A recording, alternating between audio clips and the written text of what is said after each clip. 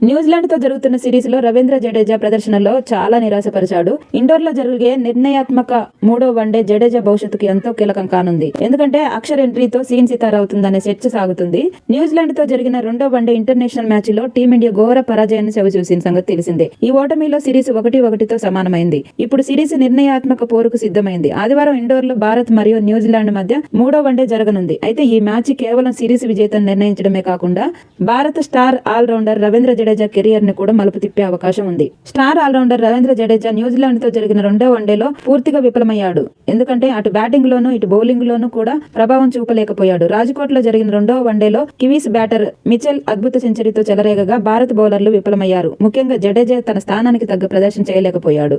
దీంతో అతడి one day career పై ఇప్పుడు సందేహాలు వ్యక్తమవుతున్నాయి. ఇక రాజ్కోట్ మ్యాచ్ విషయానికి వస్తే పరిస్థితి మరింత దారుణంగా ఉంది. బ్యాటింగ్ లో 44 బంతులు ఎదుర్కొన్న జడేజా ఏ దిశలోనూ సౌకర్యంగా కనిపించలేదు. కేవలం 27 పరుగులు మాత్రమే చేసి అవుట్ అయ్యాడు. 2027 ప్రపంచ కప్ ప్రణాళికలో జడేజా ఉండాలంటే ఇండోర్ లో జరిగే మూడో వన్డేలో ఖచ్చితంగా తన సత్తా చాటాల్సిందే. లేదంటే అతడి స్థానంలో అక్షర్ పటేల్ ను శాశ్వతంగా ఎంపిక చేసే అవకాశం కొట్టొచ్చినట్టు కనిపిస్తుంది. మరి జడేజా గురించి మీరేమనుకుంటున్నారో కింద కామెంట్ చేయండి. మరిన్ని క్రికెట్ విశేషాల కోసం మన ఛానల్ ని సబ్స్క్రైబ్ చేసుకోండి. Thank you.